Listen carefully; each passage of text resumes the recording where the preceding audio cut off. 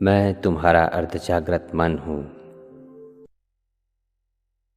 मैं तुम्हारे साथ हूँ, मगर आज पहली बार तुमने मुझ पर गौर किया है और इसीलिए यह संभव हुआ है कि मैं तुम्हें कुछ गहराई से मेरा परिचय दे सकूं। मैं तुम्हारा अर्धजागृत मन आज तुमसे कुछ कहना चाहता हूँ, कुछ ऐसी बातें जो तुमने पहले कभी नहीं सुनी होगी, कुछ ऐसा सच जिसका तुम्हें ज्ञान नहीं होगा, कुछ ऐसे प्रस्ताव जिसकी शायद तुम्हें उम्मीद भी न हो। मैं जो बातें तुमसे कहने जा रहा हूँ, उन बातों पे गौर करने से तुम्हें ज्ञात होगा कि ये सारी बातें तुम्हारे लिए कितने मायने रखती है। तुम्हारे ही जीवन से जुड़ी हुई कई बातें, कई सच तुम भी नहीं जानते, मगर हाँ, मैं जानता हूँ, क्योंकि मैं तुम्हारा अर्धजागृत मन हूँ और मैं सर्वज्ञ सर्वशक्तिमान हूँ। मेरा वजूद ही तुम्हारी भलाई के लिए है, तुम्हारे सुख, तुम्हारी सफलता और तुम्हारी शांति के लिए है। मैं हूँ ही तुम्हारे लिए। जिस तरह तुम्हारे पास एक जागृत मन है, ठीक उसी तरह मैं तुम्हारा अर्धजागृत मन हूँ। जागृत मन तब तक काम करता है जब तक तुम जागते हो, मगर मैं 24 घंटे 8 प्रहर तुम्हारे लिए कार्य करता हूँ, तुम्हारे साथ ही रहता हूँ। तुम्हारे जन्म से ही मैं तुम्हारे साथ हूँ और आखिर तक रहूँगा। मैं तुम्हारे जन्म से पहले की लाखों सालों की गतिविधियों के बारे में जानता हूँ और आने वाली सदियों का भी मुझे ज्ञान है। आश्चर्यचकित होने की आवश्यकता नहीं है। तुमने जिसे बहुत कम पहचाना है, मैं वो अपनापन हूँ। मैं तुम्हारा अर्धजागृत मन हूँ। तुम्हारे शरीर की 5 ज्ञानेंद्रियों के संवेदन पर, तुम्हारे शरीर की हलन चलन पर और तुम्हारे विचारों पर तुम्हारे जागृत मन का नियंत्रण रहता है। तुम्हारी तर्क शक्ति, पृथक्करण शक्ति, अनुमान और अर्थघटन शक्ति भी जागृत मन से ही नियंत्रित है। तुम में जो बुद्धि प्रतिभा है, अवसर को पहचानने की क्षमता है, सही झूठ को पहचानने की, निर्णय लेने के बाद उसका अमल करने की और किसी भी चीज़ की तुलनात्मक पसंदगी करने की काबिलियत है, वह तुम्हारे जागृत मन के पास है। सुबह से लेकर शाम तक तुम जो भी इच्छाएं पैदा करते हो, वह भी तुम्हारा जागृत मन करता है। मगर मैं तुम्हारा अर्धजागृत मन हूँ। मैं ऐसे कई कार्य करता हूँ जिसके बारे में बहुत कम लोग जानते हैं। तुम्हारी 5 ज्ञानेंद्रियों के संवेदन और शरीर के हलन चलन पर जागृत मन के अलावा मेरा भी नियंत्रण है। याद करो, गहरी नींद में भी कभी कभी तुम टेलीफोन की घंटी सुन सकते हो। मच्छर के काटने का पता भी चलता है और कभी कभी कुछ जलने की या धुएं की बदबू से तुम्हारी नींद भी उड़ जाती है। गहरी नींद में भी तुम करवटें बदलते हो। यह मेरी मौजूदगी का निर्देश है। नंगे पांव तुम किसी सड़क पर चल रहे हो, अचानक किसी जलती हुई चीज़ पर तुम्हारा पैर पड़ जाता है तो तुम देखते बाद में हो, मगर पैर पहले हट जाता है। कौन बचा लेता है तुम्हारे पैर को? सीढ़ियाँ उतरते वक्त कभी कभी तुम्हारा पैर कोई गफलत करे, उसके क्षणार्ध पहले ही तुम संभल जाते हो। बाद में पता चलता है कि गिर जाते बच गए। कौन बचाता है तुम्हें ऐसे अकस्मातों से? मैं तुम्हारा अर्धजागृत मन। जीवन में कभी कभी ऐसे संजोग भी पैदा होते हैं जो तुम्हें कोई गलत काम करने की ओर खींचता है, मगर याद करो, अंदर से उसी वक्त आवाज़ आती है, ठहरो, ये काम मत करना, इसका परिणाम अच्छा नहीं आएगा। यह आवाज़ जो है वह भी मेरी है। तुम्हारे जागृत मन को मेरी ओर से दी गई ये चेतावनी है। इसको गंभीरता से लेना या अवहेलना करना तुम्हारे जागृत मन का कार्य है।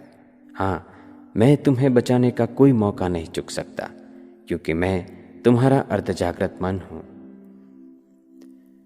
तुम्हारा यह सामान्य अनुभव है कि कई बार तीव्रता से तुम किसी को याद करते हो या मिलने की इच्छा करते हो, तब अचानक उसका फ़ोन आ जाता है या किसी के द्वारा उसकी खबर मिल जाती है, या फिर वह व्यक्ति कितनी भी दूर क्यों न हो, तुम्हारे पास आने के अवसर कहीं से भी खड़े हो जाते हैं। ऐसा क्यों होता है? तुम उससे दूर हो मगर मैं नहीं। दरअसल पृथ्वी के हर मनुष्य के अर्ध जागृत मन से मैं हमेशा जुड़ा रहता हूँ। मेरे लिए स्थल की कोई सीमाएं नहीं है। मैं ऐसे हर मनुष्य को भी जानता हूँ जिसके पास तुम्हारे विकास के ढेर सारे अवसर पड़े हुए हैं।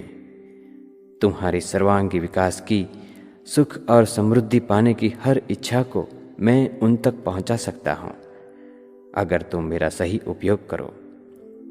मेरा उपयोग करने का तरीका भी मैं ही तुम्हें बताऊंगा, क्योंकि मैं तुम्हारा अर्ध जागृत मन हूं और तुम्हें हर हाल में खुश देखना चाहता हूं। तुम्हारी जो याददाश्त है उसकी क्षमता एक आधुनिक कंप्यूटर की मेमोरी से भी कई गुना अधिक है। कई सालों की, सदियों की जानकारी इस भंडार में पड़ी हुई है और इस भंडार की कुंजी मेरे पास है। मगर हाँ, इसका तुम कितना उपयोग कर सकते हो यह तुम्हारे जागृत मन ने ली हुई शिक्षा पर निर्भर करता है। अपने जागृत मन को खास प्रशिक्षण देने से तुम कुछ भी याद रख सकते हो। तुम्हारे हृदय में जो भावनाएं जागती है उन पर भी मेरा ही नियंत्रण है। भावनाएं दो प्रकार की होती है, सकारात्मक और नकारात्मक। डर, गुस्सा, घृणा, ईर्ष्या, परपीड़न, चिंता, शंका, असहिष्णुता, स्वार्थ, निराशा आदि नकारात्मक भावनाएं हैं जिससे तुम्हें हमेशा दूर रहना है। मगर कैसे? अंधेरे को दूर करने के लिए तुम क्या करते हो? उसे धक्का तो नहीं मारते, तुम सिर्फ उजाला करते हो। अंधेरा खुद ब खुद चला जाता है। ठीक उसी तरह सकारात्मक भावनाओं को हमेशा प्रयत्नपूर्वक बढ़ाने से नकारात्मक भावनाएं कम होती जाती है। इसलिए प्रेम, दया, करुणा, क्षमा, कृतज्ञता, प्रफुल्लितता, सहिष्णुता, आशा, विश्वास और उदारता को अपने अंदर पनपने दो, निरंतर पनपने दो, और फिर देखो तुम्हारा जीवन बाग बाग हो जाएगा। नकारात्मक भावनाएं शरीर के अलग अलग कोशों का नाश करती है। कभी कभी ऐसी भावनाएं जीवन घातक भी साबित हो सकती है। चिंता, डर, गुस्सा, निराशा आदि भावनाएं दिमाग में एक बिजली के तूफान सा मचा देती है और दिमाग कुंठित हो जाता है। तुम ऐसे कई मनुष्यों को जानते हो जो बुद्धिमान तो थे मगर ऐसी ही भावनाओं के आवेश में गलत निर्णय ले बैठे। तुमने महाभारत के सहदेव की बात तो सुनी होगी। सहदेव त्रिकाल ज्ञानी थे। नोस्ट्रादामस के बारे में भी तुमने सुना होगा। वे भी आने वाले समय का पता लगा लेते थे। क्या तुम्हारे पास ऐसी कोई शक्ति है? जवाब है हाँ। मैं तुम्हारा अर्ध जागृत मन, भूत, वर्तमान और भविष्य इन तीनों कालों का ज्ञान रखता हूँ। दरअसल अनंत शक्तियों का एक समंदर सदैव तुम्हारे आसपास उछलता रहता है, और जब तुम्हारा शरीर सुस्त होता है, दिमाग बिल्कुल शांत होता है, तब मैं ज़्यादा कार्यान्वित हो जाता हूँ और शक्ति के इसी समंदर से मैं वो सब कुछ जान सकता हूँ जिसकी तुम्हें आवश्यकता है और जिसे जानने में तुम्हारी और सबकी भलाई भी है। मैं कहीं भी केंद्रित हो सकता हूँ, कितनी भी दूर, समय की कई क्षितिजों के पार, क्योंकि मैं सर्वशक्तिमान हूँ। मैं तुम्हारा ही रूप हूँ। मैं तुम्हारा अर्ध जागृत मन हूँ। तुम्हारे जीवन में ऐसे कई मोड़ आते हैं जहाँ तुम उलझ जाते हो। तुम्हें किसी के मशवरे की ज़रूरत होती है। सलाह पाने के लिए तुम इधर उधर भटकते रहते हो। कल तक शायद तुम मेरी उपस्थिति के विषय में भी नहीं जानते थे, मगर आज तुम मेरी शक्तियों के बारे में भी जान चुके हो। जीवन की किसी भी कठिनाई में तुम मुझे याद करना। कोई भी समस्या हो उसे लेकर तुरंत ही मेरे पास आ जाना। तुम्हारी सारी परेशानियां मुझे सौंप कर निश्चिंत हो जाना और फिर देखना तुम्हारा मसला मैं किस तरह हल करता हूँ। विश्व के करीब करीब सभी धर्म ये कहते हैं कि तुम्हारा ईश्वर तुम्हारे अंदर ही है। वह शायद मेरा ही निर्देश कर रहे हैं। अहम ब्रह्मास्मि की विभावना में भी मेरा ही निर्देश है। मैं जो रास्ता दिखाऊंगा वह सबसे सही होगा, क्योंकि मैं सर्वज्ञ हूं। मैं तुम्हारा अर्ध जागृत मन हूं। तुम अपने जीवन में जिस मकाम पर पहुंचना चाहते हो, जो भी बनना चाहते हो, जो पाना चाहते हो, वो सब कुछ अगर स्पष्ट रूप से मुझे बता दो तो मैं ऐसे कई मौके तुम्हारे लिए खड़े कर सकता हूं जिसे तुम बाहर तलाशते हो। मैं मौका भी खड़ा करूंगा और तुम्हें सूचित भी करूंगा कि यही है वो मौका जो तुम्हें चाहिए। मगर उसके लिए तुम्हें मेरे उपयोग का तरीका सीखना होगा। तुम्हें क्या चाहिए वो तुम कहते तो हो, मगर तुम भाषा दूसरी इस्तेमाल करते हो। मैं तुम्हारी भाषा ही नहीं समझूंगा तो तुम्हें क्या चाहिए कैसे पता चलेगा? और जब पता ही नहीं चलेगा तो मैं तुम्हें दूंगा क्या? इसलिए तुम्हें मेरी भाषा सीखनी होगी और वो भी मैं ही तुम्हें सिखाऊंगा। तुम्हें जो भी चाहिए या तुम्हारा जो भी लक्ष्य है उसे तुम अगर समय की अवधि के साथ मुझे बताओगे तो मैं उसी समय मर्यादा में तुम्हें वहां तक पहुंचा सकता हूं। जब तुम रात को अपनी घड़ी में अलार्म लगाकर सोते हो तब सोते वक्त सुबह जल्दी उठने की एक फिक्र सी भी लगी रहती है और तुम सो जाते हो। कभी कभी अलार्म के बजने से कुछ ही क्षण पहले अचानक तुम्हारी आंखें खुल जाती है। कौन जगाता है तुम्हें अलार्म से पहले? मैं जगाता हूं। मैं तुम्हारा अर्धजागृत मन हूं। तुम्हारे शरीर के निर्वाह के लिए शरीर में ही बहुत सी प्रक्रियाएं अपने आप ही चलती है, जैसे कि पाचन, रुधिराभिसरण तंत्र, श्वसन, उत्सर्ग, प्रजनन, स्त्राव आदि। इन सभी प्रक्रियाओं को चलाने की शक्ति मैं प्रदान करता हूँ और उसका नियंत्रण भी मेरे ही पास है। इनमें से किसी भी प्रक्रिया में गड़बड़ी पैदा होने से बीमारियां आती है। तुम्हारे इस स्वयं संचालित चेतना तंत्र के ऊपर तुम्हारे विचार, मान्यताएं और भावनाओं का बहुत बड़ा प्रभाव रहता है और मैं तुम्हारे विचार, मान्यता और भावनाओं के मुताबिक ही काम करता हूँ। किसी भी बीमारी का डर अगर तुम अपने अंदर पनपने दोगे, उसी की चिंता में डूबे रहोगे, उसके ही विचारों में खोए रहोगे, तो मैं उस पर तुरंत ही अमल करूँगा और तुम उस बीमारी के शिकार हो जाओगे जो तुम्हें नहीं चाहिए। तुम्हारे शरीर में कोई बीमारी है ही नहीं, ऐसी सकारात्मक मान्यता, सकारात्मक भावना और सकारात्मक बातें अगर करते रहोगे तो तुम्हें पता भी नहीं चलेगा और मैं तुम्हारी बीमारी दूर कर दूंगा। मैं तुम्हारा अर्धजागृत मन हूँ और तुम्हारे विचार, मान्यता, भावना एवं वाणी के अनुसार ही कार्य करता हूँ। हमारे धर्म ग्रंथों में इच्छा मृत्यु की भी बातें हैं। भीष्म पितामह ने अपनी इच्छा से अपनी मृत्यु निश्चित की थी। जिसका जन्म है उसकी मृत्यु तो होनी ही है, मगर सिर्फ मनुष्य ही ऐसा जीव है जो निश्चित भी कर सकता है कि उसे कब, कहाँ और कैसी मृत्यु चाहिए। आज का विज्ञान भी इस बात का समर्थन करता है। हर मनुष्य के अर्धजागृत मन के पास यह शक्ति है। कभी कभी कुछ लोग जाने अनजाने में उसका उपयोग भी कर लेते हैं, मगर उसके लिए अपने जागृत मन को गहराई से प्रशिक्षित करना बेहद ज़रूरी है, क्योंकि तुम्हारा जागृत मन मृत्यु के विषय में जैसे आदेश देगा मैं बिल्कुल वैसे ही कार्य करूँगा। इसी प्रकार तुम्हारे शरीर का सृजन और वृद्धि भी मेरे ही नियंत्रण में है। मैं ही हर क्षण तुम्हारे शरीर में सैकड़ों नए कोष पैदा करता हूँ। मैं 24 घंटे कार्यरत रहता हूँ। तुम जब सो जाते हो तब तुम्हारे शरीर के कोषों का विकास स्थगित नहीं हो जाता। इन कोषों के विकास के विषय में भी मैं तुम्हारे विचार, मान्यता, भावना और वाणी के अनुसार ही कार्य करता हूँ। नकारात्मक से कोषों की वृद्धि में अड़चनें होती है और सकारात्मकता से विकास।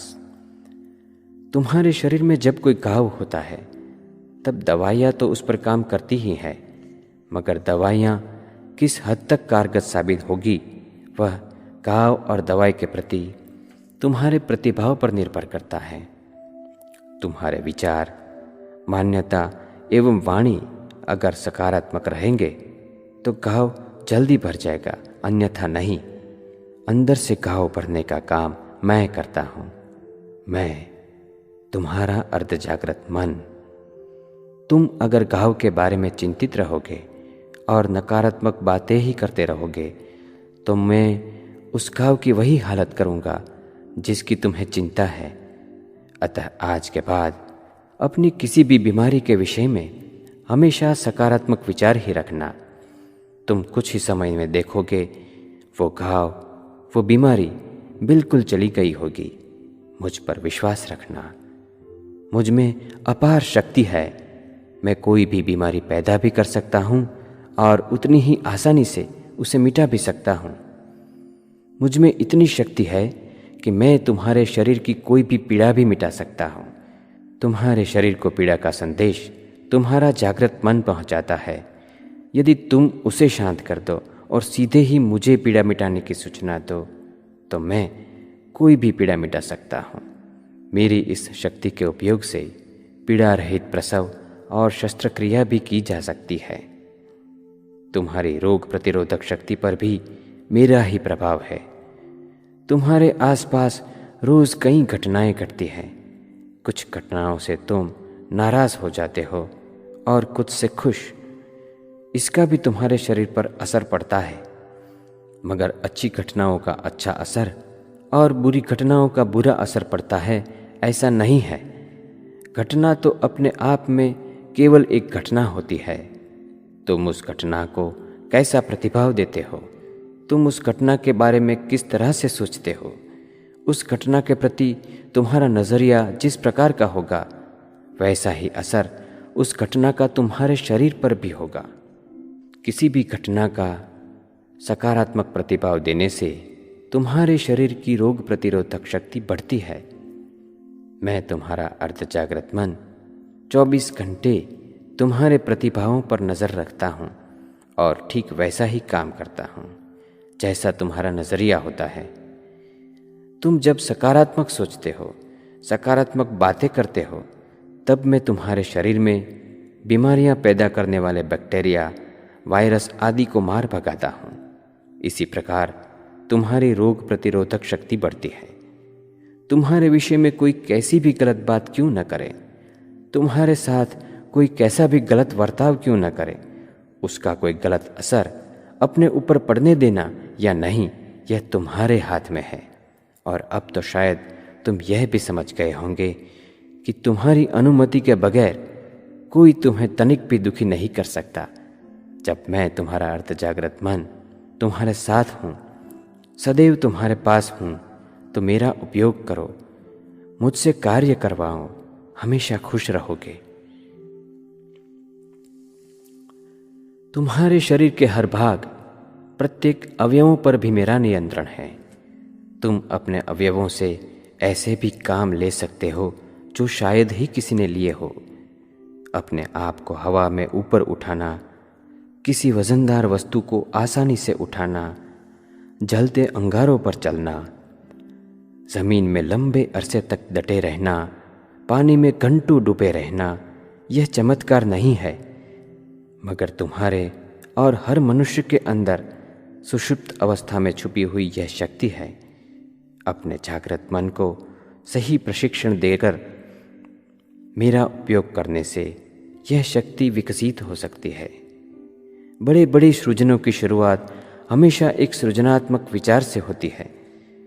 तुम्हारे दिमाग में इन सृजनात्मक विचारों की उत्पत्ति भी मैं ही करता हूँ। तुम जो भी सृजन करना चाहो उसका स्पष्ट आदेश अगर अपने जागृत मन से मुझे दोगे तो मैं ऐसी कई युक्तियाँ, कई सुझाव तुम्हें दूंगा जिससे तुम वो सृजन कर सको। कोई भी सृजन कैसे हो सकता है मैं बखूबी जानता हूँ। फिर वो सृजन चाहे चित्र का हो, शिल्प का हो, संगीत का हो या किसी बड़ी संस्था का हो, मेरे लिए एक समान है। हमारे फिल्म संगीत में गुजरे हुए ज़माने के संगीतकारों के गानों का जादू आज भी बरकरार है। ऐसे ऐसे गाने हैं जो 40-50 साल बाद आज भी उतने ही कर्णप्रिय और तरोताज़ा लगते हैं। उनमें से कई संगीतकारों ने इन गानों की धुन अपने अर्धजागृत मन के निर्देश पर बनाई थी। यादगार धुन बनाना जो उनके लिए कभी मुश्किल काम था, अर्धजागृत मन के उपयोग के बाद आज वो उनकी खूबी बन चुकी है। बड़े बड़े चित्रकारों या वैज्ञानिकों ने भी अपने अर्धजागृत मन का उपयोग किया है और दुनिया को ऐसी सौगात दी है जिसे कोई कभी नहीं भुला सकता। छोटा या बड़ा सृजन अपने आप में एक सृजन होता है। तुम भी कोई सृजन कर अपनी निशानी छोड़े जा सकते हो। आवश्यकता है मुझे उसके बारे में स्पष्ट आदेश देने की। मैं तुम्हारा अर्धजागृत मन हूँ और सर्वशक्तिमान हूँ। मेरा उपयोग करो। तुम जब कोई बड़ा ध्येय सिद्ध करने का संकल्प करोगे तब उस पर काम शुरू करने के लिए तुम्हें कुछ प्रेरणा की ज़रूरत पड़ेगी। बाहर से तुम्हें प्रेरणा मिले या ना मिले, तुम रुक मत जाना। हर अच्छी बात के लिए मैं अंदर से सदैव तुम्हें प्रेरणा देता रहूँगा, क्योंकि मैं ही हूँ तुम्हारे लिए सदा ही बहने वाला प्रेरणा का झरना। कोई भी बड़ा संकल्प करने से पहले हिचकिचाना मत। ये मत सोचना कि उस संकल्प को सिद्ध करने की मुझ में शक्ति नहीं है। मैं तुम्हारा अर्धजागृत मन तुम्हें वो हर शक्ति प्रदान कर सकता हूँ जो तुम्हें उस संकल्प को पूरा करने के लिए चाहिए। तुमने अक्सर देखा होगा कि अपनी बेटी की शादी धूमधाम से करने का संकल्प करने वाला एक बाप कितनी स्फूर्ति से शादी की तैयारियां करता है। चाहे वो 55 या 60 साल का ही क्यों ना हो, वो थकता नहीं। बेटी को विदा करने के बाद फिर से वो पहले वाली स्थिति में आ जाता है, मगर जब तक शादी नहीं हो जाती उसके चेहरे पर थकान नहीं आती। तो कहाँ से आई वो शक्ति? अपने अर्धजागृत मन से। क्यों आई वो शक्ति? संकल्प खींच लाया उसे। तुम सिर्फ संकल्प करो, शक्ति मैं प्रदान करूँगा, क्योंकि मैं अनंत शक्ति का स्रोत हूँ। मैं तुम्हारा अर्धजागृत मन हूँ। किसी कार्य का संकल्प कर लेने के बाद भी कुछ लोग उसमें निष्फल हो जाते हैं। एक बार संकल्प कर लिया तो उसके बाद उसका आयोजन करने में जुट जाते हैं।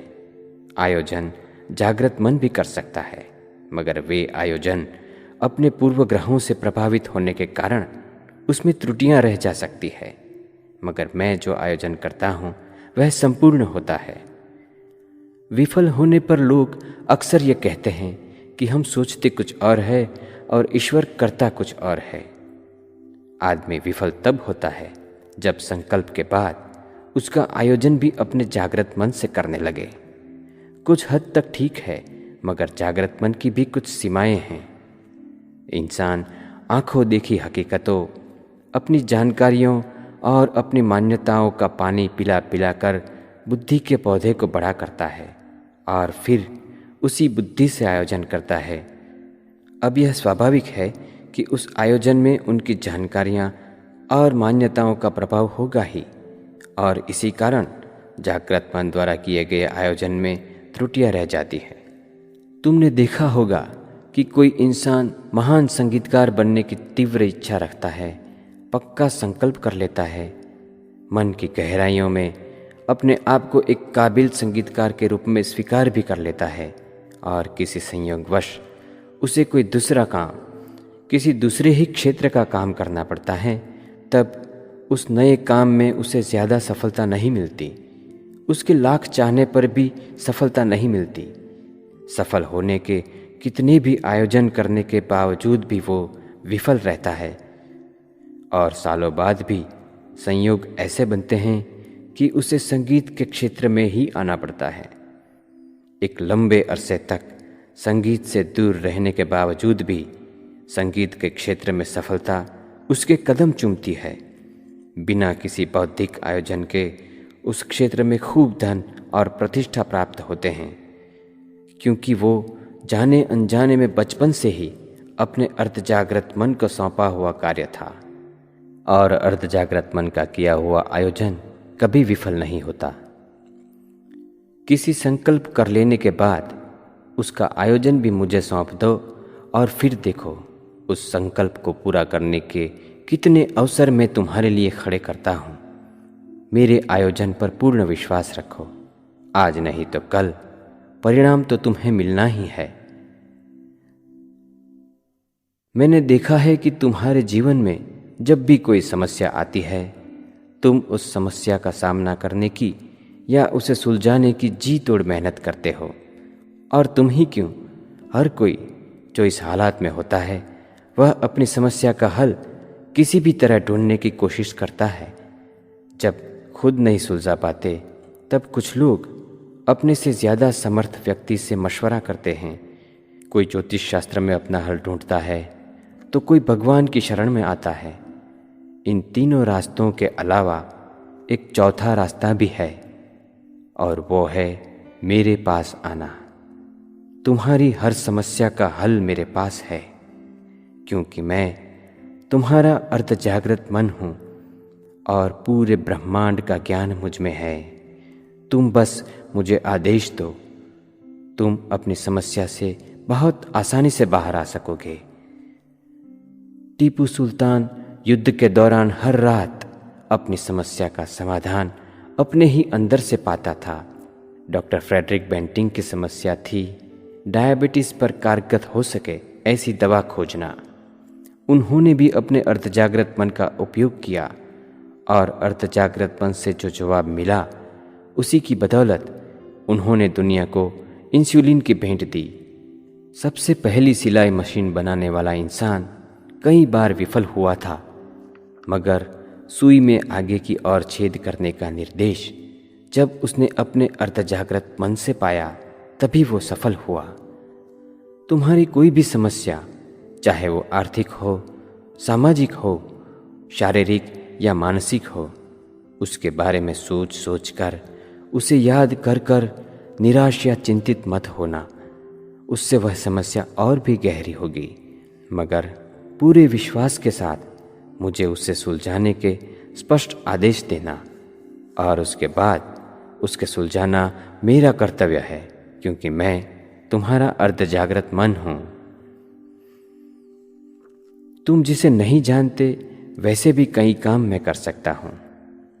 समग्र विश्व के पूरे वातावरण पर भी मैं असर कर सकता हूँ, फिर वो चाहे भौतिक वातावरण हो, मानसिक या जैविक।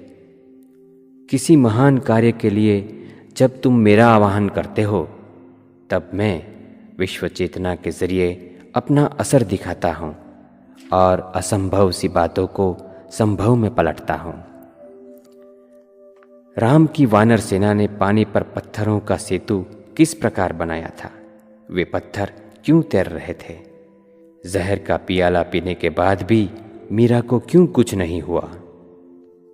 तुम ये भी जानते हो कि तानसेन ने राग दीपक गाकर वातावरण में गर्मी पैदा की थी और तानारीरी ने राग मल्हार गाकर बारिश बरसाई थी। राग दीपक और मल्हार तो आज भी गाए जाते हैं।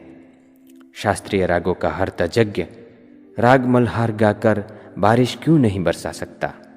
किसी भी कार्य की तड़प तुम्हारे अंदर जितनी ज़्यादा होगी, मैं उतना ही जल्दी परिणाम दूंगा और उसके लिए ज़रूरत पड़ने पर मैं वातावरण पर भी असर करके तुम्हारे कार्य को सिद्ध कर सकता हूँ, अगर वो सकारात्मक हो, मंगल हो एवं तुम्हारे और दूसरों के हित में हो।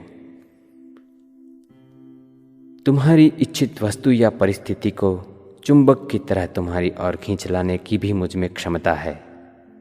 रामायण में शबरी नामक एक भिलनी की बात है। 8 प्रहर उसके मन में बस यही बात चलती थी, मेरे राम मेरे घर पे आए, मेरे राम मेरे घर पे आए। बिना किसी संचार माध्यम से श्री राम के मन तक ये बात पहुंची और उन्हें आना ही पड़ा शबरी की झोंपड़ी में। विश्व चेतना के माध्यम से मैं हर ऐसी वस्तु या परिस्थिति को तुम्हारी ओर ला सकता हूँ जिसे पाने की तुम्हें तीव्र इच्छा हो।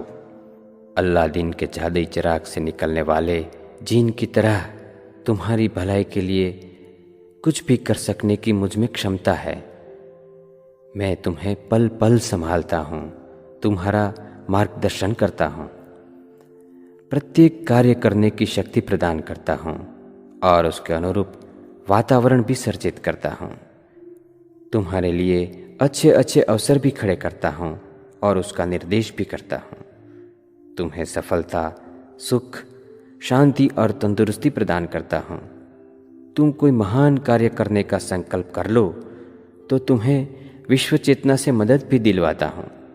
मैं तुम्हारा अर्ध जागृत मन हूँ, मैं अनंत चेतना भी हूँ और परमात्मा का अंश भी। विश्व की सारी सभ्यताएं, सारी संस्कृतियां एवं सभी महापुरुषों ने यही कहा है कि तेरा ईश्वर तेरे अंदर ही है, वे मेरा ही निर्देश कर रहे हैं। इस प्रकार मैं तुम्हारा निजी भगवान हूँ।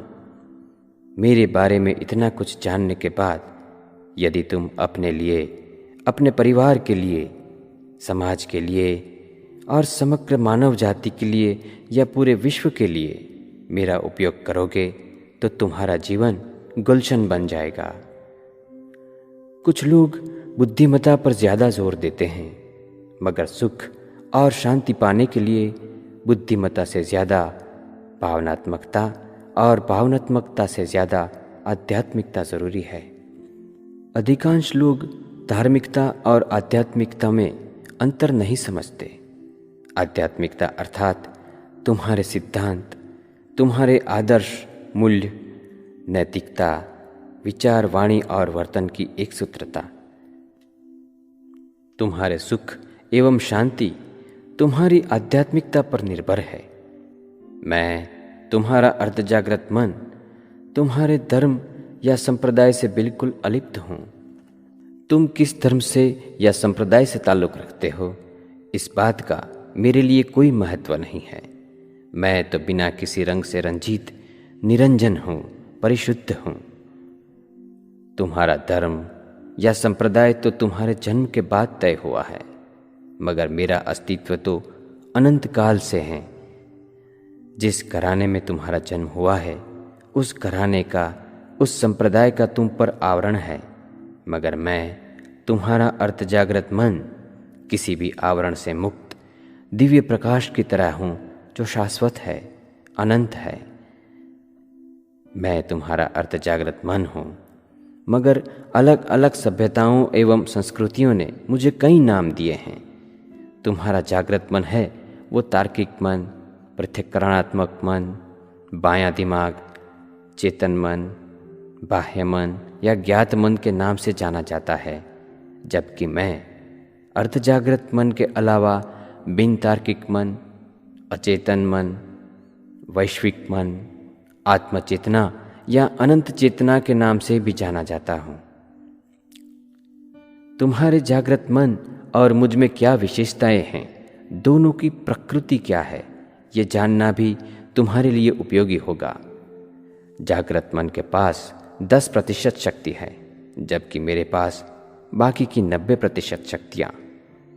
जागृत मन तभी काम करता है जब तुम जागृत रहते हो, जबकि मैं 24 घंटे कार्य करता हूँ। जागृत मन तर्क कर सकता है, मैं नहीं। जागृत मन मालिक है और मैं उसका सेवक। जागृत मन विवेक बुद्धि के रूप में एक छलनी रखता है, जबकि मैं चयन नहीं कर सकता। जागृत मन पृथक्करणात्मक मन है, जबकि मैं सृजनात्मक मन। मैं आयोजन करता हूँ और जागृत मन उस पर अमल करता है। जागृत मन किसी भी बात का अमल करने से पहले सोचता है, जबकि मैं सोचता नहीं और नकारात्मक आदेशों पर जल्दी कार्य करता हूँ। जागृत मन हकीकत और मजाक में अंतर जानता है, जबकि मैं मजाक नहीं समझता। जागृत मन के पास मानवीय शक्ति है जो मर्यादित है, और मेरे पास देवी शक्तियाँ हैं जो अमर्याद है। जागृत मन को तालीम देने की आवश्यकता होती है, जबकि मुझे तालीम की कोई आवश्यकता नहीं। जागृत मन के कार्य को स्थल और समय की मर्यादा होती है, जबकि मुझे ऐसी कोई मर्यादा नहीं रोकती। जागृत मन ध्येय निश्चित करता है और मैं उसे सिद्ध करता हूँ।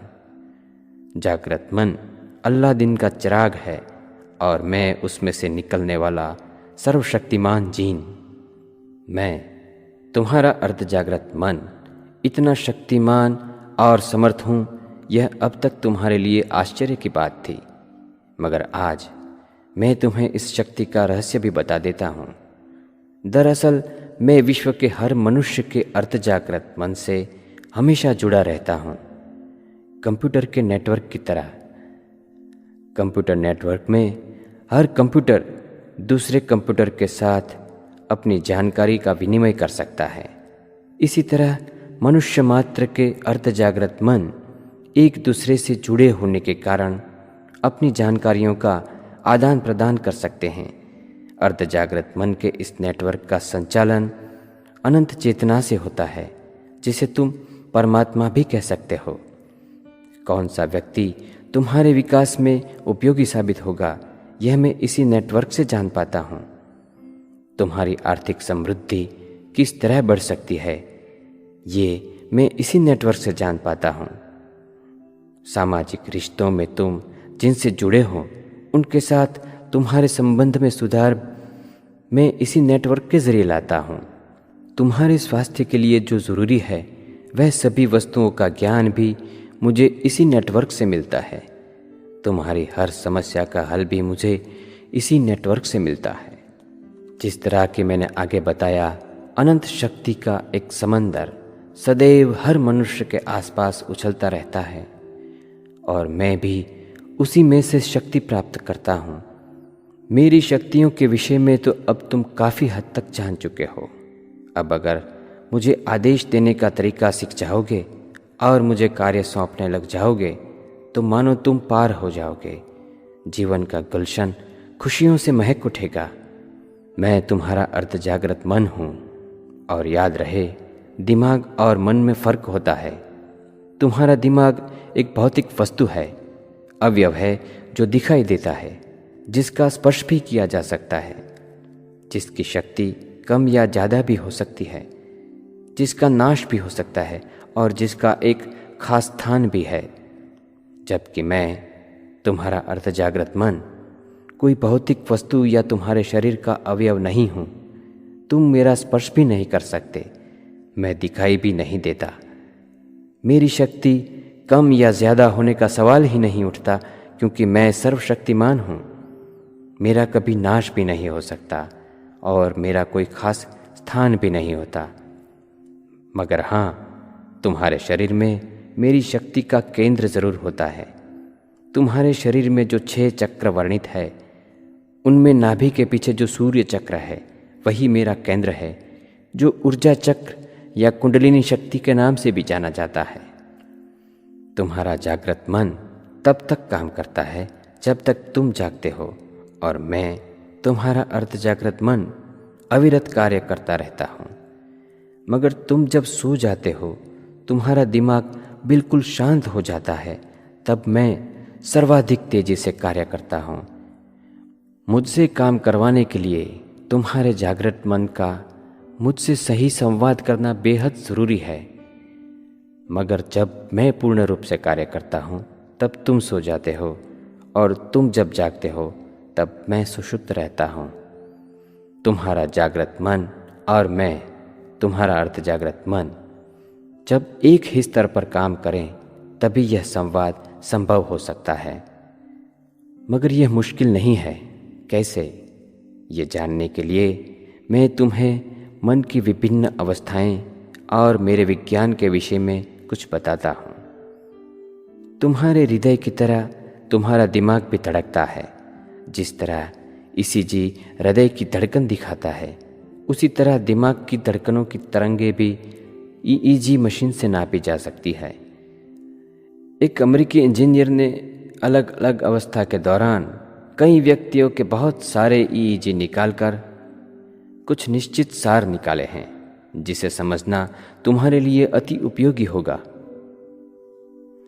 जब तुम पूर्ण रूप से जाग रहे होते हो, तब तुम्हारे दिमाग की धड़कनों की तरंगें प्रति सेकंड 14 से 35 के बीच में रहती है, जिसे बीटा अवस्था नाम दिया गया है। जब तुम नींद में चले जाते हो, तब ये तरंगें शांत होकर प्रति सेकंड 4 से 7 के बीच में आ जाती है, जिसे थीटा अवस्था कहते हैं। आदमी जब बेहोश हो जाता है, तब ये तरंगें कम होकर प्रति सेकंड 1 से 4 के बीच में होती है, जो डेल्टा अवस्था कहलाती है। मगर तुम्हारी निद्रावस्था और जागृत अवस्था के बीच में एक अर्धजागृत सी अवस्था होती है, जो अल्फा अवस्था के नाम से जानी जाती है। इस अवस्था में तुम्हारे दिमाग की धड़कनों की तरंगें प्रति सेकंड 7 से 14 के बीच रहती है। यह अल्फा अवस्था ही तुम्हारे लिए सबसे महत्वपूर्ण है, क्योंकि इसी अवस्था में तुम्हारा जागृत मन और मैं, तुम्हारा अर्धजागृत मन, दोनों एक ही स्तर पर कार्य करते हैं। इस अवस्था में तुम अपनी कल्पना शक्ति के माध्यम से मुझे जो भी सूचन करोगे या आदेश दोगे, वो सब कुछ मैं बिना किसी तर्क के स्वीकार लूँगा और ठीक वैसी ही हकीकत तुम्हारे जीवन में लाने के लिए ज़रूरी अवसर खड़े करूँगा। मैं चित्रों की भाषा को अधिक सरलता से समझ सकता हूँ। अल्फा अवस्था में तुम मेरे सामने अपनी इच्छाओं की जिस प्रकार की चित्रात्मक प्रस्तुति करोगे, मनोचित्रण अर्थात विजुअलाइजेशन करोगे, ठीक वैसी ही हकीकत तुम्हारे लिए निर्मित हो, उसके लिए ज़रूरी तमाम अवसर मैं तुम्हारे लिए खड़े करूँगा और मेरे खड़े किए हुए अवसरों का तुम्हारे दैनिक जीवन में निर्देश भी करूँगा। स्वयं स्फुरणा, अंतःप्रेरणा, एक ही विषय के बारे में निरंतर विचारों का चलना, स्वप्न आदि के माध्यम से मैं तुम्हारा ध्यान उन अवसरों पर खींचूंगा। इस प्रकार अल्फा अवस्था तुम्हारे जागृत मन और मेरे बीच संचार का एक अत्यंत आवश्यक माध्यम है। मन की इस शांत अवस्था को अल्फा नाम तो पिछले शतक में दिया गया है, किंतु इस अवस्था में पहुंचकर मेरी शक्तियों का उपयोग करने की परंपरा युगों से चली आई है। हमारे ऋषि मुनि कई दुर्गम जगहों पर बैठकर घंटों, महीनों, सालों तक तपश्चर्या करते थे। यह तो तुम जानते ही हो। यह तपश्चर्या भी अल्फा अवस्था की गहराई में जाकर किसी एक ही विषय पर एकाग्र होने की ही प्रक्रिया है। इस स्तर पर काम करने का मुहावरा जब बढ़ेगा, तब तुम ब्रह्मांड के किसी भी स्थल से मानसिक रूप से जुड़ सकते हो और जान भी सकते हो कि वहाँ क्या हो रहा है। सालों पहले हुई बातों का पता लगा सकते हो। कई साल बाद आने वाली घटनाओं के बारे में भी जानकारी प्राप्त कर सकते हो। मीलों दूर बैठे इंसान की बीमारी ठीक कर सकते हो। किसी निर्जीव वस्तु के कोई भाग में या किसी प्राणी के कोई अंग में कहाँ पर क्या खराबी या तकलीफ है, वह भी जान सकते हो। अल्फा अवस्था मेरी दिव्य शक्तियों का सानिध्य पाने की अवस्था है। अल्फा अवस्था के दौरान तुम्हारे शरीर को अन्न, पानी आदि की भी कम से कम ज़रूरत रहती है। अल्फा अवस्था में रहने का गहराई से अनुभव होने पर तुम बिना भोजन लिए शरीर के लिए ज़रूरी सभी पोषक तत्व सीधे ही अनंत शक्ति से प्राप्त कर सकते हो और लंबे अरसे तक अन्न और पानी लिए बगैर भी तंदुरुस्त जीवन जी सकते हो। अल्फा अवस्था के दौरान तुम्हारे शरीर की शिथिल स्थिति और मन की शांत स्थिति के सही संतुलन के कारण शरीर के सभी तंत्र एक दूसरे के साथ संतुलित रहकर काम कर सकते हैं। इसी प्रकार शरीर बिल्कुल स्वस्थ रहता है। अल्फा अवस्था के दौरान शरीर के कोशों का नष्ट होना रुक जाता है। एजिंग प्रोसेस की गति कम हो जाती है। शरीर के कोश जितने कम नष्ट होंगे, तुम्हारा शरीर उतना ही चुस्त और युवा रहेगा। संत महात्माओं के चेहरे की तेजस्विता का भी यही कारण है। दिमाग की धड़कन जितनी कम होती है, तेजस्विता उतनी ही बढ़ती है। अल्फा अवस्था इतनी शक्तिशाली है कि उस अवस्था में किए गए मनोचित्रण को मैं हकीकत में बदल कर ही रहता हूँ। इसलिए भूले से भी मेरे पास तुम्हारा कोई नकारात्मक आदेश ना पहुँच जाए, उसका तुम्हें ख्याल रखना होगा। मुझ तक पहुँचने वाले सभी आदेशों पर पहरा देने का काम तुम्हारा जागृत मन करता है। इसलिए अपने जागृत मन को चौकन्ना रखना और सकारात्मक सोचने का ही प्रशिक्षण देना। मजाक में दिए हुए नकारात्मक आदेशों पर भी मैं पूरी गंभीरता से कार्य करता हूँ। मेरे पास तर्क शक्ति नहीं है, मैं मजाक नहीं समझता।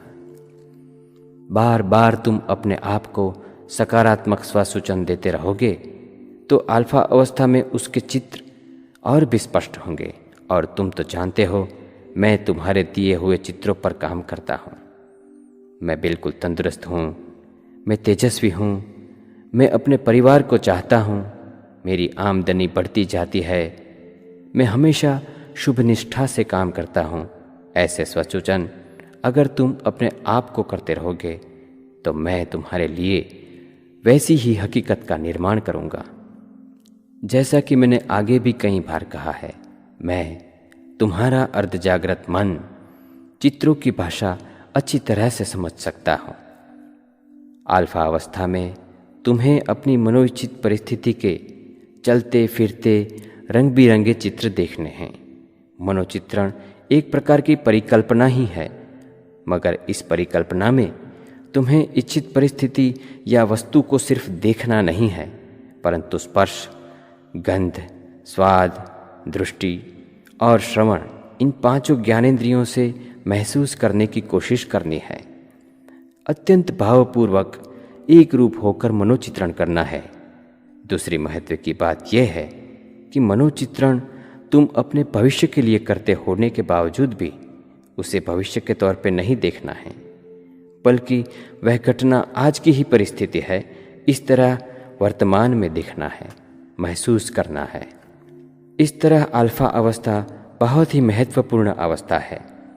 पूरी तरह नींद में चले जाने से पहले और निद्रावस्था में से जागृत अवस्था में आते समय तुम रोज कुदरती रूप से अल्फा अवस्था से गुजरते हो, मगर इसके अलावा तुम जब भी चाहो अल्फा अवस्था में जा सकते हो। अल्फा अवस्था में जाने के कई तरीकों में रिलैक्सेशन अर्थात शिथिलीकरण सबसे आसान है।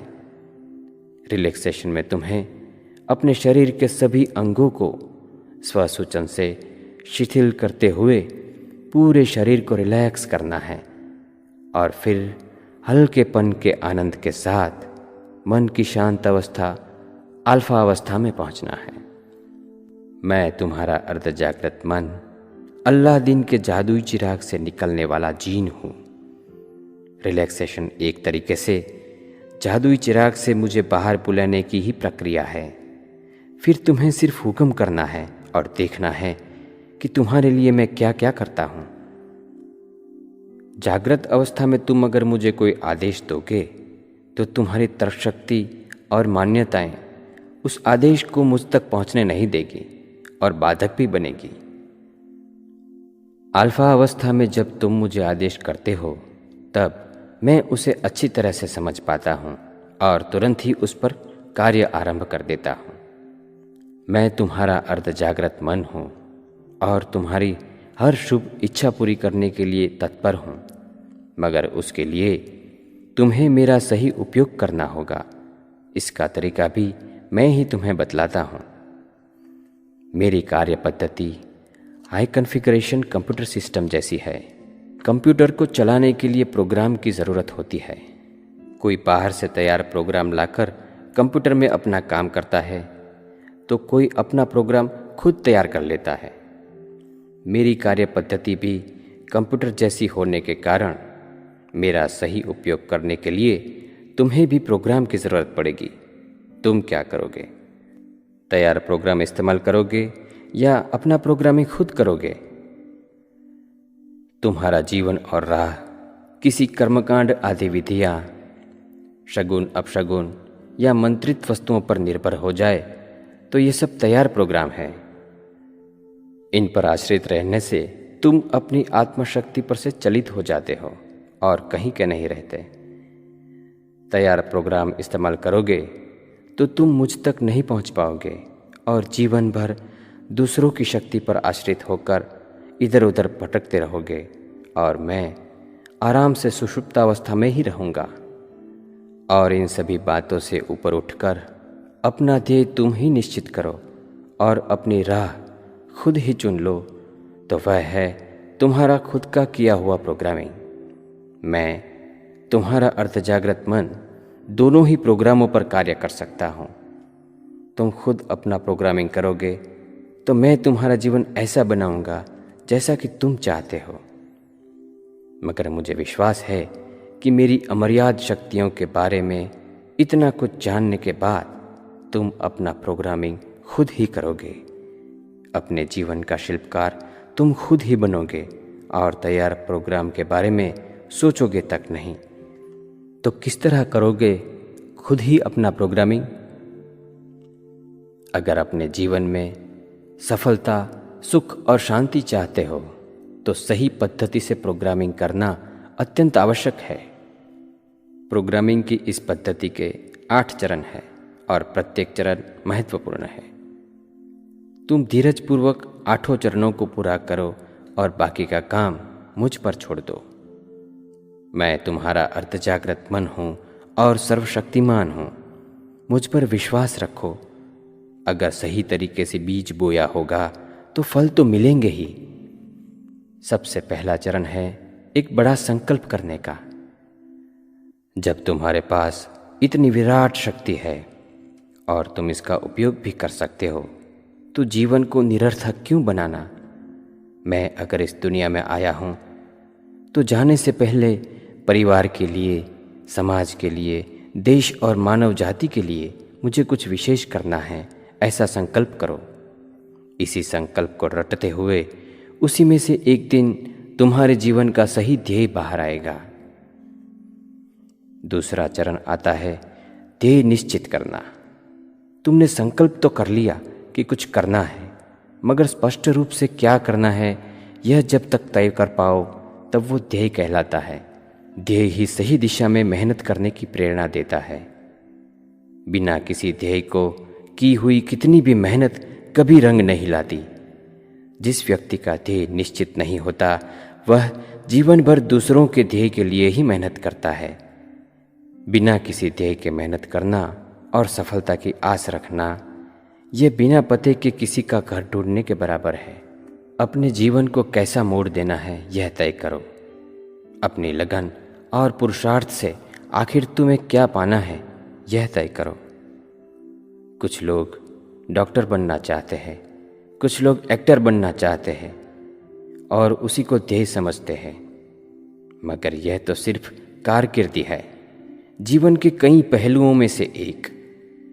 ध्येय तो समूची जीवन सफर के दौरान पाई हुई एक उपलब्धि है, मगर मेहनत के बाद जो भी मिला उसे ध्येय नहीं कहा जा सकता।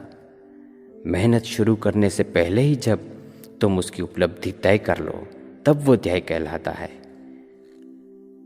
ध्येय तय करते वक्त जीवन के भौतिक, मानसिक, सामाजिक और आध्यात्मिक इन चारों पहलुओं का जिसमें संतुलन हो वैसा ही ध्येय तय करना चाहिए, ताकि ध्येय सिद्धि की इस यात्रा के दौरान तुम्हारा सर्वांगी विकास हो और ध्येय सिद्ध करने के बाद भी तुम हर किस्म से खुश रह सको, सुख और शांति पा सको। क्योंकि ध्येय आखिर होता ही है सुख पाने के लिए, शांति पाने के लिए। और जब मैं, तुम्हारा अर्धजागृत मन, तुम्हारे साथ हूँ तब तुम्हें फिक्र कैसी। बस सोच समझकर धीरज और शांतिपूर्वक अपना ध्येय निश्चित कर लो, किसी भी ध्येय को प्राप्त करने के लिए उसकी तीव्र इच्छा होना अति आवश्यक है। 99% इच्छा से काम नहीं चलता। ध्येय प्राप्त करने की एक धुन सी सवार हो जानी चाहिए अपने आप पर। ध्येय प्राप्त करना ज़रूरी है इसलिए मेहनत करनी है, ऐसा नहीं। बर्निंग डिज़ायर होनी चाहिए, तभी ध्येय प्राप्त होगा। ध्येय निश्चित कर लेने के बाद तीसरा चरण आता है अपने ध्येय के अनुरूप मान्यताओं का विकास करना। अगर तुम्हारी मान्यताएं तुम्हारे ध्येय के अनुरूप नहीं होगी तो तुम्हें अपना ध्येय सिद्ध करने में बहुत तकलीफ होगी, या तो तुम्हारा ध्येय सिद्ध नहीं होगा। जैसे कि अमेरिका में स्थिर होना तुम्हारे ध्येय का एक भाग है और तुम्हारी मान्यता ऐसी हो कि वहाँ के लोग अच्छे नहीं होते, तो तुम्हारा ध्येय सिद्ध नहीं हो सकता। किसी बड़े इंडस्ट्रियल एम्पायर का मालिक बनना तुम्हारा ध्येय हो और तुम्हारी मान्यता अगर ऐसी हो कि धनवान लोग बुरे होते हैं, तो तुम्हारा लक्ष्य सिद्ध नहीं हो सकता, क्योंकि मैं, तुम्हारा अर्धजागृत मन, तुम्हारी मान्यताओं के प्रभाव में ही कार्य करता हूँ। इसलिए तुम्हारे ध्येय के अनुरूप मान्यताओं का ही विकास करो। और हाँ, एक सबसे महत्वपूर्ण मान्यता जो है, इसे तो अभी से दृढ़ कर लो। वो ये है कि कुछ भी हो जाए, मैं अपने लक्ष्य तक पहुँच कर ही रहूँगा और मेरा ध्येय निश्चित रूप से सिद्ध होगा ही। चौथा चरण, अपनी भावनाओं को अपने ध्येय के साथ जोड़ दो। अपने लक्ष्य के बारे में जब भी तुम कोई विचार करो, तब उसके प्रति जितने भावुक हो जाओगे, ध्येय उतना जल्दी सिद्ध होगा। तुम्हारे ध्येय के दायरे में आने वाली किसी भी चीज़ को जब तुम देखो, तब तुम्हें अत्यंत उत्साहित हो जाना चाहिए। ऐसी चीज़ों को देखकर तुम्हारे रोंगटे खड़े हो जाए, तुम भावुक हो जाओ, तुम्हारे बदन में खून का बहाव बढ़ने लगे, दिल की धड़कन तेज हो जाए, तो समझ लेना तुम अपने लक्ष्य को प्राप्त करके ही रहोगे, क्योंकि ये चिन्ह तुम्हारे ध्येय के प्रति तुम्हारी चाहत दिखाते हैं, तुम्हारा लगाव दिखाते हैं।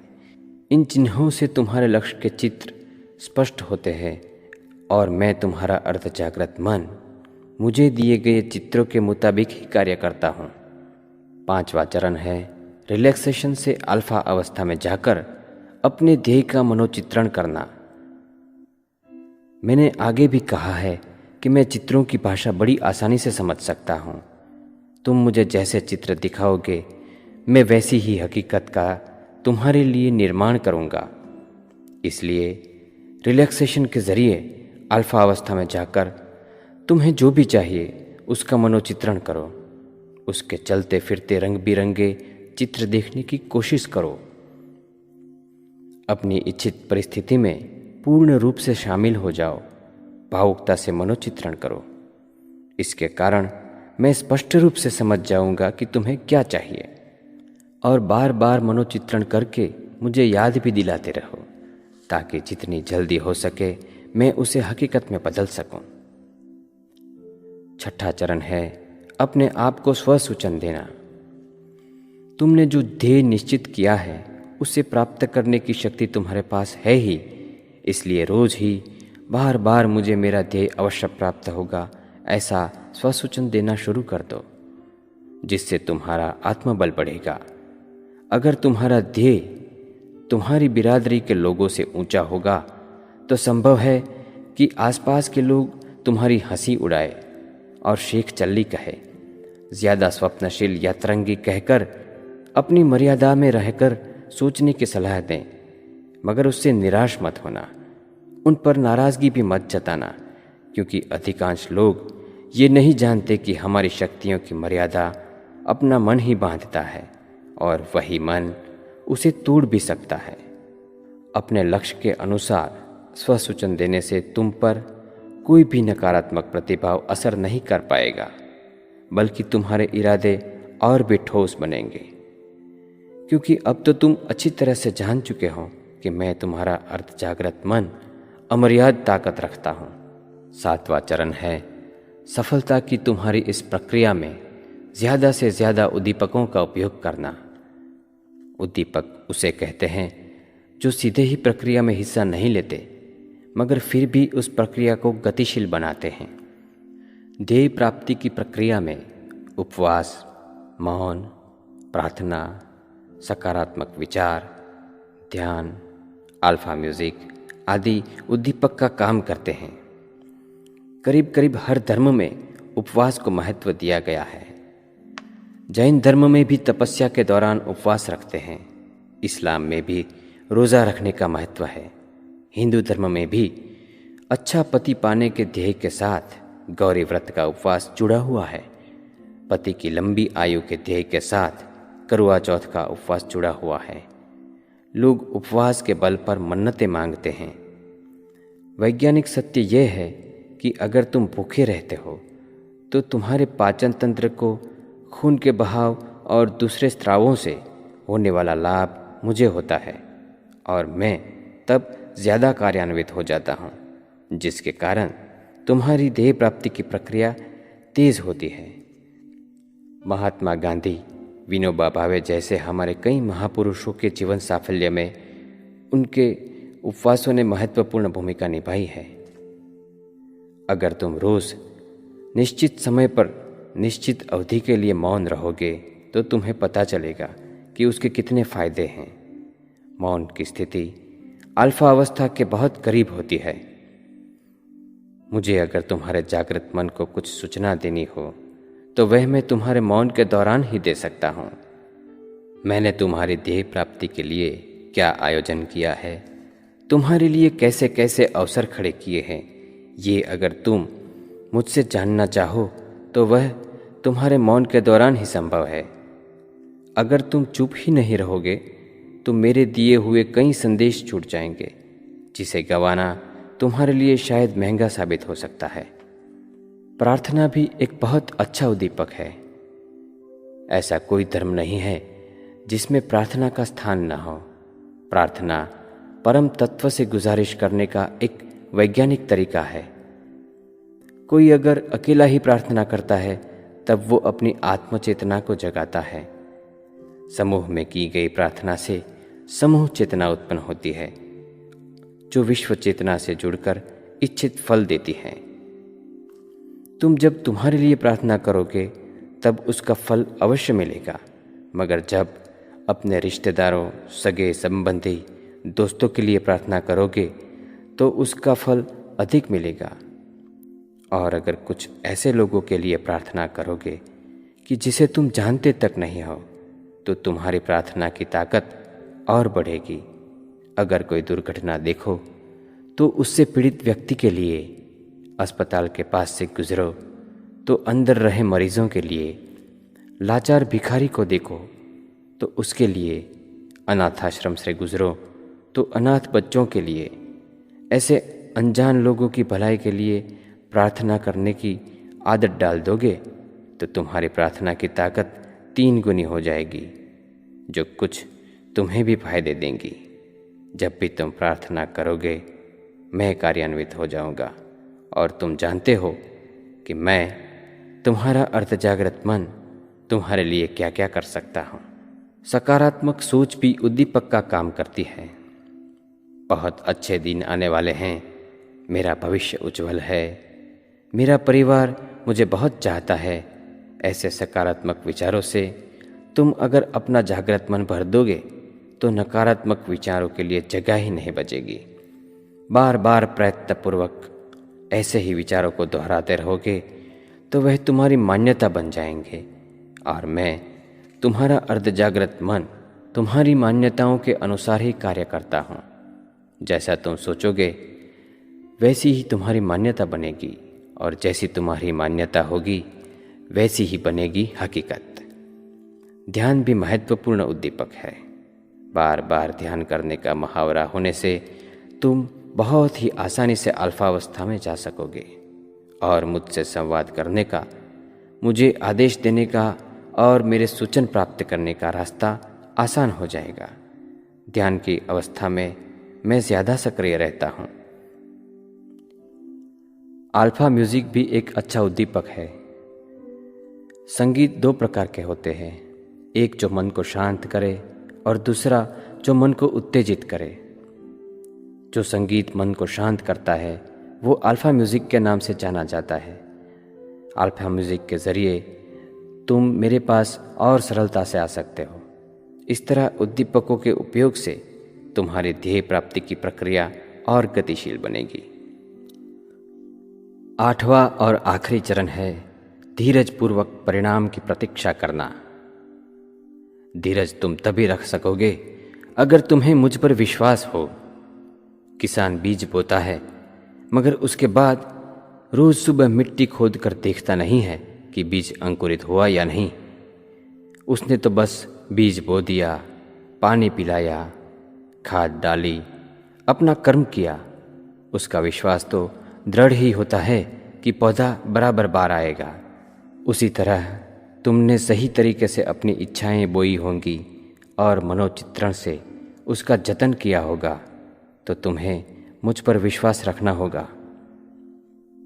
किसी प्रकार की शंका तुम्हारे सारे प्रोग्रामिंग को खराब कर सकती है। कंप्यूटर प्रोग्राम को जिस तरह कोई वायरस खत्म कर देता है, ठीक वैसे ही शंका तुम्हारे प्रोग्रामिंग को नुकसान पहुंचाती है। तुम्हारा लक्ष्य तुम्हें अवश्य प्राप्त होगा, निश्चित समय पर प्राप्त होगा, इसलिए कि मैं ही जानता हूँ कि तुम्हें उसका फल कब देना है। मैं तुम्हारा अर्धजागृत मन हूँ जो सर्वज्ञ और सर्वशक्तिमान हूँ। अपने ध्येय तक पहुँचने में तुम अगर मेरी मदद चाहते हो तो मेरी यह एक पूर्व शर्त है कि सबसे पहले अपने अंतःकरण की शुद्धि कर लो। तुम्हारे दैनिक जीवन में कुछ लोग जाने अनजाने में तुम्हें दुख पहुंचाते होंगे, मगर ऐसे लोगों के प्रति तुम्हारा द्वेष या क्रोध सबसे ज़्यादा तुम्हें ही नुकसान पहुंचाता है, तुम्हारे ही अंतः जगत को खोखला कर देता है। क्रोध दिमाग की धड़कनों को शांत ही नहीं होने देता। दिमाग की शांत अवस्था में ही प्रेम, दया, कृतज्ञता आदि भावनाएं खिलती हैं। क्रोध के कारण दिमाग में निरंतर बिजली के एक तूफान सा माहौल बना रहता है, जो तुम्हारे विकास की कल्पना के चित्रों को धुंधला बना देता है और धुंधले चित्रों पर मैं ठीक से काम नहीं कर पाता। यह तूफान किसी और को तकलीफ नहीं देगा, तुम्हें ही नुकसान पहुंचाएगा, क्योंकि यह तुम्हारा ही खड़ा किया हुआ तूफान होगा। इस बिजली का वोल्टेज जब हद से ज़्यादा बढ़ जाता है तब मानसिक शॉर्ट सर्किट जैसी आपातकालीन परिस्थिति आ पड़ती है और उसका असर तुम्हारे शरीर पर पड़ता है। तुम्हें दुख पहुंचाने वाले हर व्यक्ति को अल्फा अवस्था में अंतःकरण पूर्वक बिना किसी शर्त माफ़ कर देने से बिजली का यह तूफान धीरे धीरे शांत हो जाता है और दिलो दिमाग बिल्कुल हल्कापन महसूस करते हैं। विकास के सकारात्मक चित्र और भी स्पष्ट होते हैं और फिर मैं उसके अद्भुत परिणाम देता हूँ। अल्फा अवस्था में किसी को माफ़ कर देने के बाद जब भी तुम उस व्यक्ति को देखो और तुम्हारे चेहरे पर ज़रा सा भी तनाव ना आए, मन प्रफुल्लित ही रहे, तो समझ लेना कि तुमने सच्चे हृदय से उसे माफ़ किया है। अंतःकरण की यह शुद्धि एक अद्भुत औषध है और मेरी शक्तियों का उपयोग करने की पूर्व शर्त भी। अपने अंतःकरण की शुद्धि के बाद ध्येय प्राप्ति के इन 8 चरणों को तुम सही ढंग से अगर पूर्ण करोगे तो मैं अवश्य तुम्हारे लिए ज़बरदस्त अवसर खड़े करूँगा। तुम्हें जो चाहिए मिलेगा, मगर एक बात का खास ध्यान रहे, तुम मुझे सिर्फ यह बतलाओगे कि तुम्हें क्या चाहिए। उसके लिए मुझे क्या करना है या वो कार्य मुझे किस तरह से करना है, उसका मुझे निर्देश देने की भूल कभी मत करना। मैं तुम्हारा अर्धजागृत मन सर्वज्ञ हूँ। तुम्हारी भलाई के हर रास्ते मुझे मालूम है। तुम्हारे लिए मुझे क्या करना है वो मैं तुमसे ज़्यादा जानता हूँ। तुम्हारे दिए हुए निर्देशों के अनुसार कार्य करने से हो सकता है कि मैं अपनी पूरी क्षमता का उपयोग ना कर सकूं। इसलिए तुम सिर्फ यही बताना जो तुम्हें चाहिए, कैसे पाना ये तय करना मेरा कार्य है। एक बार अगर तुम अपना कार्य मुझे सौंप दोगे तो समय समय पर मैं तुम्हें बतलाता रहूँगा कि मैंने तुम्हारे लिए क्या क्या किया है। मेरे बतलाने का तरीका कुछ अलग है। मैं सीधे तो बात नहीं करता, मगर तुम्हें कुछ ऐसे संकेत दूंगा जिसे पहचान कर तुम्हें उस पर कार्य करना होगा। मैं कभी कभी स्वयं स्फुरणा के जरिए तुम्हें नए रास्ते दिखाऊंगा। रोज़मर्रा के जीवन में किसी दिन अचानक ही तुम्हें कुछ नया करने की इच्छा हो जाएगी, जिसे स्वयं स्फुरणा कहते हैं। मैं तुम्हें सपनों के जरिए भी कुछ संकेत दूंगा। अपने सपने को समझने की कोशिश करना।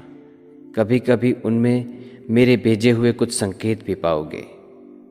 कभी अगर तुम्हें कोई उलझन परेशान कर रही होगी, तुम्हें उसका हल कई प्रयत्नों के बाद भी नहीं मिलेगा, मगर कुछ दिनों के पश्चात उस उलझन को भूल जाने के बाद भी अचानक तुम्हारे दिमाग में कोई तरकीब आएगी, जिससे तुम्हारी वो उलझन पल भर में सुलझ जाएगी, जो मेरा संदेश होगा। संकेत देने का मेरा एक और तरीका है आवेगों का।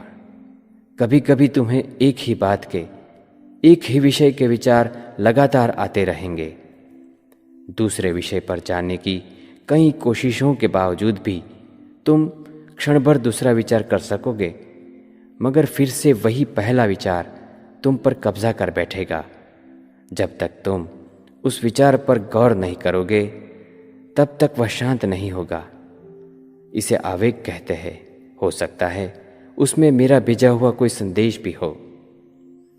मेरे विषय में अब तुम बहुत कुछ जान चुके हो।